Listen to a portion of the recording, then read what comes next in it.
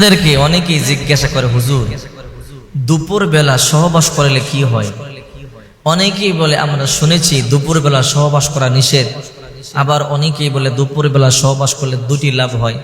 বিভিন্ন রকমের মন্তব্য, মানুষের মনে বিভিন্ন রকমের প্রশ্ন জাগ্রত হয়। তবে হ্যাঁ, আপনি মুসলিম হিসেবে আপনাদেরকে শরিয়ত সম্পর্কে জানতে হবে।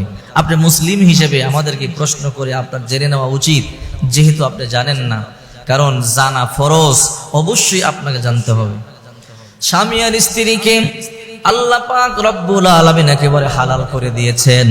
এই বিষয়ে আল্লাহ পাক রব্বুল আলামিন বলেন, নিসাউকুম হারসুল লাকুম ফাতু হারসাকুম আন্না শিতুম ওয়া কদ্দিমু লিআনফুসিকুম ওয়াত্তাকুল্লাহা ওয়া'লামু আন্নাকুম মুলাকু ওয়া বাশশিরিল মুমিনিন। সূরা বাকারা 2 নম্বর পারা 14 নম্বর পৃষ্ঠা 223 নম্বর আয়াতে আল্লাহ তাআলা বলেন, তোমাদের স্ত্রীদেরকে তোমাদের জন্য শস্য ক্ষেত স্বরূপ সৃষ্টি করেছি, তোমরা যেমনে খুশি তেমনি ভোগ করতে পারো। তোমার সকালে ভোগ করতে ইচ্ছা হয় সকালে ভোগ করতে পারো, তোমার রাতে ভোগ করতে ইচ্ছা হয় রাতে ভোগ করতে পারো। তোমার দিনে স্বামী আর স্ত্রী সহবাস করার ইচ্ছা থাকলে দিনে রাতে সহবাস করতে পারো, সমস্যা নাই। অনেকের প্রশ্ন, কোন কোন সময় স্বামী আর স্ত্রী সহবাস করা নিষেধ? হ্যাঁ, স্বামী আর স্ত্রীর সহবাসের নিষিদ্ধ সময়ও আছে, কিন্তু দুপুর বেলার ব্যাপারে অনেকের প্রশ্ন যে দুপুর বেলা ভরা পেট থাকে, এই ভরা পেটে খাবার খেয়ে কি সহবাস করা যায় কিনা? তাহলে শোনেন, বিশ্বনবী মুহাম্মদুর রাসূলুল্লাহ সাল্লাল্লাহু আলাইহি ওয়াসাল্লাম স্পষ্ট ঘোষণা দিয়েছেন, ধরো তোমরা রাস্তাঘাটে চলতেছো, হঠাৎ করে একটা নারীর দিকে তোমাদের চোখ চলে গেল, তখন তোমরা বাড়িতে চলে আসো। বাড়িতে এসে তোমাদের মনে যদি কুমন্ত্রণা তৈরি হয়, তোমাদের বিবিদের কাছে যাও, সহবাস করো, অন্তরে প্রশান্তি লাভ হবে। ওই সময় যদি আপনি সহবাস করেন, দুইটা লাভ হবে। কি লাভ? 1 নাম্বার গুনাহ থেকে আপনি বেঁচে থাকলেন, 2 নাম্বার অন্তরে প্রশান্তি লাভ হলো। এই দুইটা লাভ। অনেকে বলে দুপুর বেলা সহবাস করলে গুনাহ হয়, সন্তান প্রতিবন্ধী হয়, সন্তান কালো হয়, সন্তান অসুস্থ হয়। এই ধরনের কথা কোরআন হাদিসে আমি কোথাও পাই নাই। এই জন্য আল্লাহ পাক রব্বুল আলামিন বলেন, তোমরা তোমাদের স্ত্রীদের কাছে যখন খুশি তখন যাবে, তবে হ্যাঁ 5টা সময় সহবাস করা যাবে না। এই 5টা সময় ছাড়া সব সময় সহবাস করা যাবে। এই 5টা সময় সম্পর্কে আপনাকে আমাকে জানতে হবে।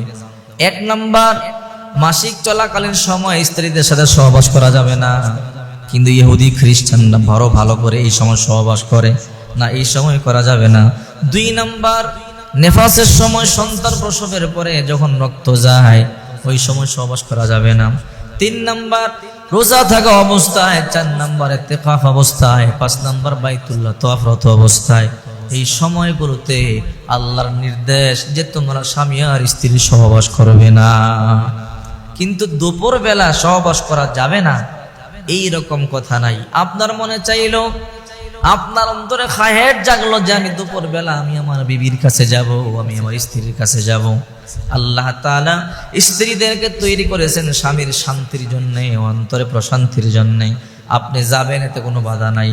স্ত্রী থাকার পরেও যদি আপনি কষ্ট করেন, তাহলে এটা হবে আপনার উপরে জুলুম।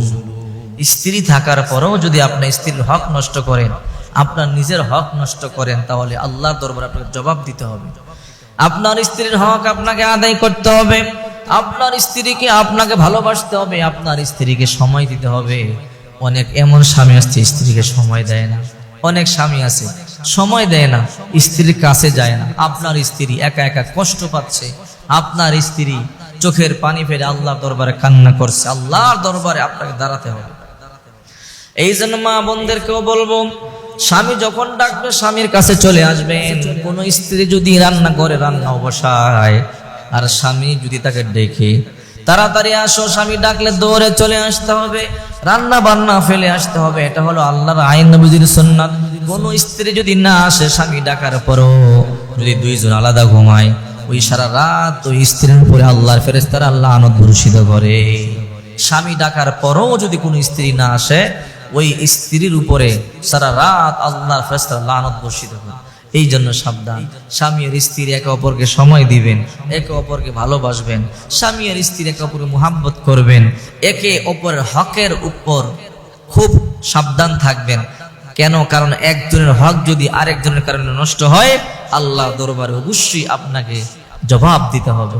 এই জন্য আমাদের এখান থেকে প্রমাণিত হয়ে গেল দুপুরবেলা স্বামী আর স্ত্রীর সহবাস করা কোনো সমস্যা নাই, জায়েজ আছে। তবে হ্যাঁ, একেবারে সূর্য মাথার বরাবর থাকলে সহবাস করবেন না, সূর্য যখন উদিত হয় তখন সহবাস করবেন না, সূর্য যখন অস্ত যায় তখন সহবাস করবেন না। এই তিনটা সময় বড় ডেঞ্জার সময়। এই সময়গুলোতে আল্লাহ পাক রব্বুল আলামিন নামাজ পড়া পর্যন্ত নিষিদ্ধ করেছেন, যে এই সময়গুলোতে নামাজ পর্যন্ত পড়া যাবে না।